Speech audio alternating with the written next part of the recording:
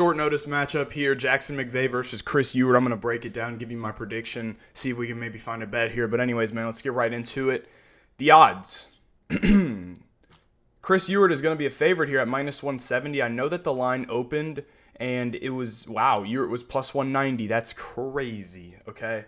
But anyways, man, this matchup's interesting. Now, I'll go over Chris Ewert first. Now, when I see these guys that are coming over from Chile or, let me think, Venezuela, Argentina, Peru, they're typically just, the regional scene there is just not good. I mean, they don't fight anybody good. The competition's horrible. But Chris Ewert's a little bit different. You know, he's fought a couple of good fighters, honestly.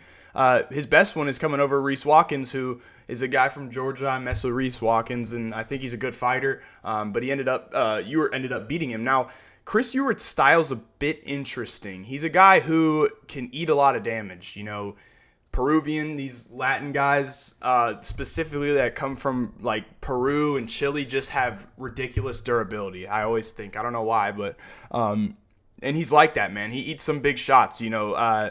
In the fight versus Reese Watkins, Reese was hitting him with some good shit, you know what I mean? And Ewert would eat it, tell him to keep hitting him, and come forward. So this guy is tough, man. He's very tough. His takedown defense is pretty solid, man, and that's what I think is going to maybe get him the win here, is the takedown defense and the pressure and the volume that this guy has. Good cardio, good forward pressure, and great volume.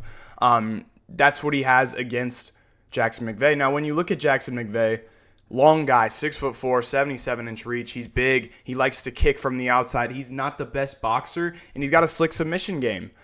Like I said, I think he would have beaten Cedric Dumas, but now he's in front of Chris Ewert, who, in my eyes, that this matchup isn't very good for Mcvey. Mcvey's a guy who wants to probably get it to the mat and use his clinch and bully his fighters, or the people, his opponents, I'm sorry. I don't think he'll be able to do that here.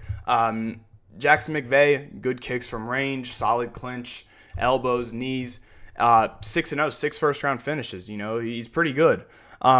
But like I said, like when you look at the level of competition, really not close. Like Ewert has actually fought good, decent fighters. You know, if we go back here, like I said, Reese Watkins, undefeated, good fighter. AJ Chambers, decent, you know, and Jimmy Pace is pretty solid regional guy. Combat Global, good win there. Other than those wins, none of these are great. But Mcvey doesn't really have a win that's good. I don't think any of these guys are good fighters, man. Like, they're just not. So, in terms of the matchup, I do favor Chris Ewert here, so he will be my pick. Maybe Chris Ewert drops the first, wins the next two. Ewert is not the best striker, but his pressure, his pace, and his volume is something that I think could find him a late finish potentially here. But I don't think that McVey's going to have a easy time getting this fight to the mat. I'm sorry. So overall, man, to me, Chris Ewert holds the advantage in this matchup. So for me, I'm going to be going with Chris Ewert by a decision. That's going to wrap it up for me. I hope y'all enjoyed. Hopefully, I can get my bets video out tomorrow. But just stay tuned, man. Catch you in the next one.